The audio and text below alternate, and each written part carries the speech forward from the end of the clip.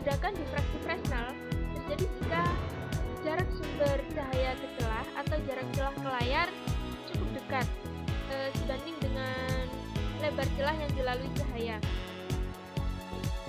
Karena dekatnya jarak ini, maka muka gelombang cahaya yang sampai pada celah bisa dianggap muka gelombang sferis dan memiliki fase yang berbeda-beda setiap titik pada celah.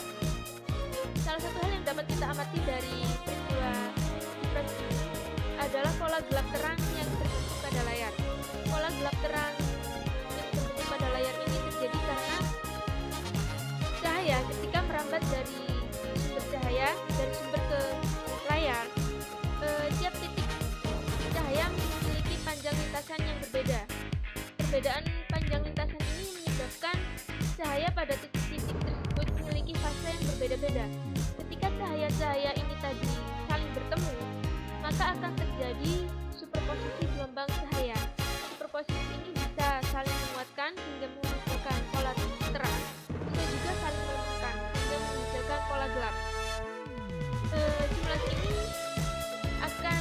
Simulasi ini saya lakukan dengan menggunakan satu program yang sudah sangat familiar, sudah sering kita gunakan saya rasa, yaitu Microsoft Office Excel 2007. Prinsip dasar yang saya gunakan dalam simulasi ini adalah dengan menghitung panjang lintasan cahaya dari sumber ke celah dan dari celah ke layar.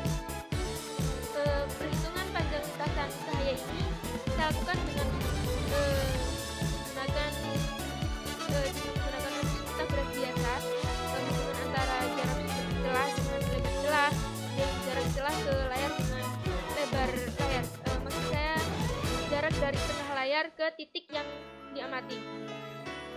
Dan panjang lintasan ini saya hitung dengan menggunakan formula-formula yang bisa kita gunakan di Excel. Untuk lebih mudahnya, berikut saya jelaskan rumus-rumus persamaan dan geometri yang saya gunakan untuk perhitungan dalam simulasi di program Excel ini.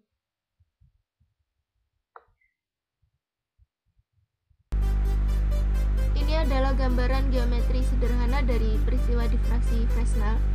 Untuk mempermudah perhitungan, kita anggap sumber cahaya sebagai sumber cahaya titik yang berada di tengah-tengah celah, dan kita bagi celah menjadi beberapa titik mulai dari min 50 sampai 50. Begitu juga pada layar dari titik min 100 sampai titik ke. Sebelum memulai simulasi, terlebih dahulu kita tentukan beberapa konstanta dasar untuk peristiwa difraksi, mulai dari panjang gelombang sumber cahaya, jarak sumber cahaya ke celah, jarak celah ke layar,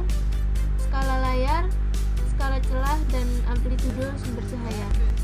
Perhitungan kita mulai dengan menghitung panjang lintasan optis cahaya dari sumber cahaya ke celah.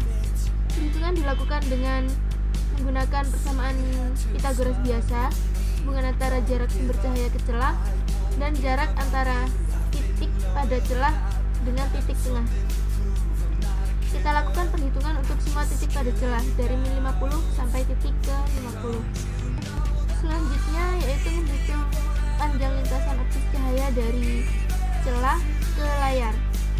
Karena cahaya bersifat gelombang, maka tiap titik pada celah cahaya akan tersebar ke semua titik pada layar. Sehingga perhitungan dilakukan untuk titik min 50 pada celah untuk semua titik pada layar dengan hubungan geometri seperti ini, dan juga untuk titik min 49 pada layar, dan seterusnya.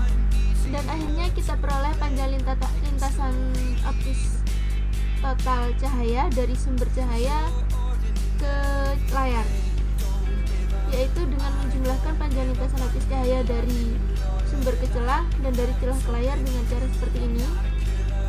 Kita hitung untuk semua titik.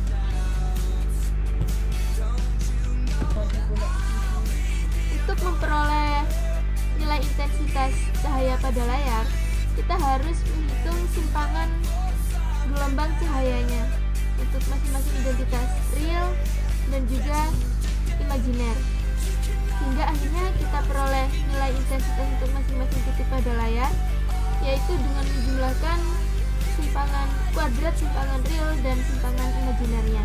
Dari nilai intensitas yang kita peroleh, dapat kita buat grafik intensitas cahaya pada layar terhadap titik-titik pada layar.